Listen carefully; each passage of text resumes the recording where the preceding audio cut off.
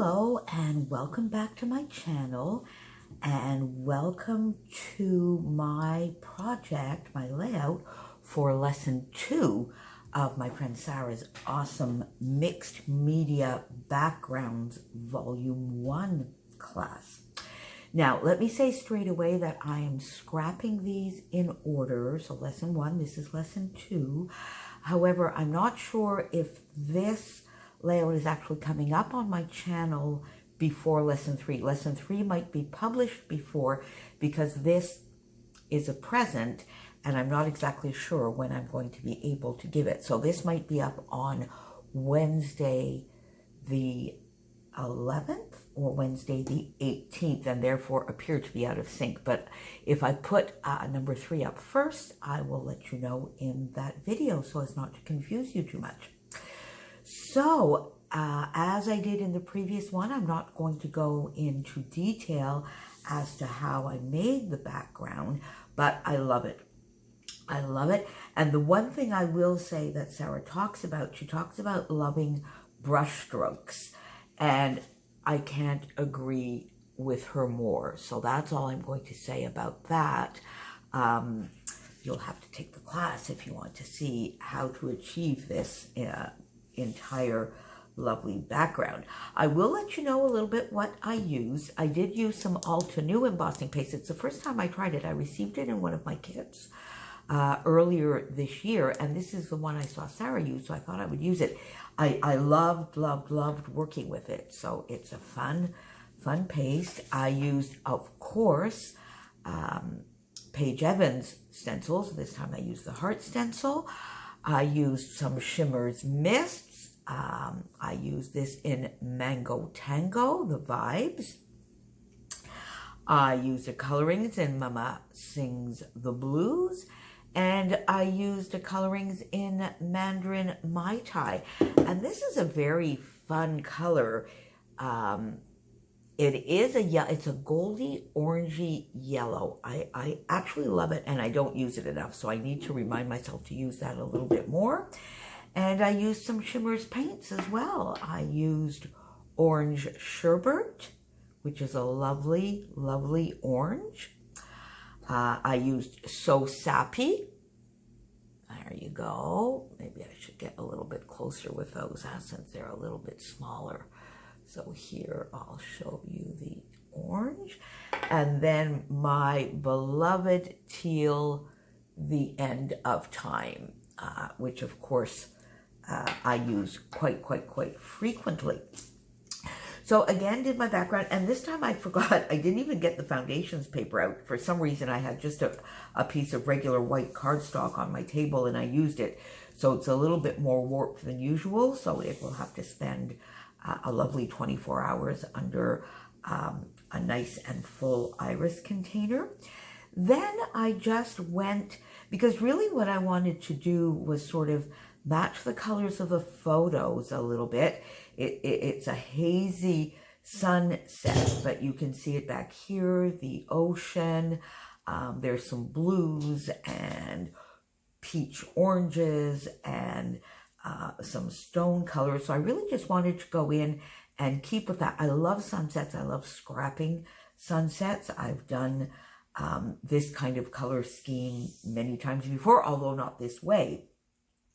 So then I went in and I had on my desk, I used this lovely blue. I think it's a peacock color. It's from Stampin' Up! With copper foiling. So I gutted it, of course, and I used this to frame my cardstock. And then I had bits and pieces from that same collection because I'm using that a lot for my Christmas cards on my desk. So then I just did some layering, and these are some older papers. I went into my Stampin' Up! Stash to get some, a little bit more, I guess, distressed and colors, but in a muted, vintagey, I suppose, form you could call. And then I just did some layering. So partial layers, this is a full layer, then another couple of partial layers. And I love how these all sort of end at different places. I think it gives a little bit of interest. So I got quite a few layers, popped this up on foam, and put this, because I did choose where I was going to put my photo before I actually did the background. And then once that is done, I mean, I think the beauty of this kind of class is you really want to let the background shine, so you don't want to put too much. And as you saw in lesson 1, I didn't put too much either. So I just did just a tiny little bit of diagonal, but contained, not even all the way up to the corners, just to frame a little bit. I saw this as I was going through some things. I saw this chipboard. I think it's a Fancy Pants design, and it just said, "Love this life," and I just put it there. It just needed to go there.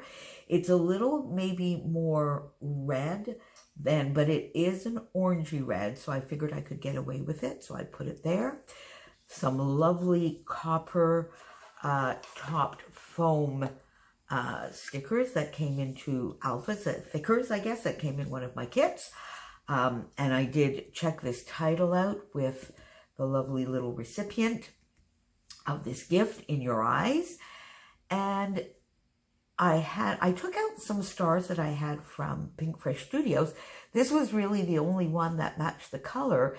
And I put this on actually as an afterthought. So the entire layout survived 24 hours without this. And then this morning it was just there. I didn't feel like putting it away. And it looked like a perfect spot there for it. Too much or good? You tell me. Then I went and got the Happy Life for the 2019, as this is a summer trip to Greece that I am recording here for Mel. And then a few puffy stickers, just to have them in 3 places. Sort of a triangle out of my lovely friend Christy's book, Always Need a Triangle. So 2 little puffy stickers here, 2 here, and 2 there in that little crook. You know I love little crooks, so I put things in little crooks. And then can't finish a lovely mixed media background without some sequins. And in this case, a couple of little wood hearts. So I went into my stash of Spiegel Mom Scraps sequins, and I got Rose Gold Glory, and it matches well these lovely, I don't know whether you can see them all that well. Hopefully I am doing that properly. They are flat back, glittery sequins, and they are gorgeous. They almost blend in and sort of look like a little bit of dimensional splatters, but in real life you can see the texture, and they give just a beautiful little finish. So I've got 3 up here, 3 in this little cluster, and 3 in this little cluster. And then I think I received this as a gift with one of the big releases early in the year. I don't know if it was maybe the July or the August. It may have been the September one, because if you recall, I started my freeze a little bit late. I started on the 7th of September because I had ordered the September release. So I'm not quite sure whether it was the July, August, or September, but I think this came as a lovely gift, and it's all these gorgeous wood veneer hearts. And this is almost a coppery color. So there you go. These beautiful backgrounds need to be shown, so I tend to favor sort of a minimalist type layout afterwards, but with lots of layering to bring the photo in focus as well, because at the end of the day, that's still the most important, but very close second is that lovely background. So there you go. I will put all of the information to the class. If you are not in the class, there's still time to join. Sara has the 3 first lessons. As I record this, the 3 first lessons are there.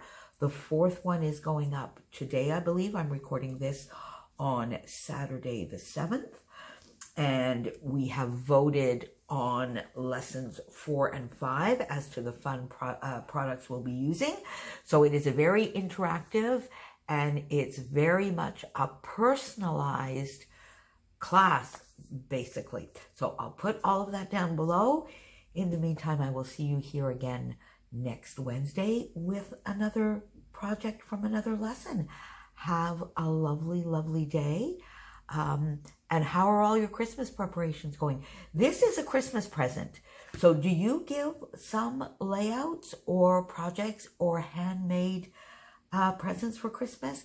I love doing that. And I must say, I get a lot of support from it and people really, really do appreciate it. So don't be shy to give your beautiful, beautiful artwork to those you know will appreciate it. Let me know down below if you do. Talk to you soon. Bye.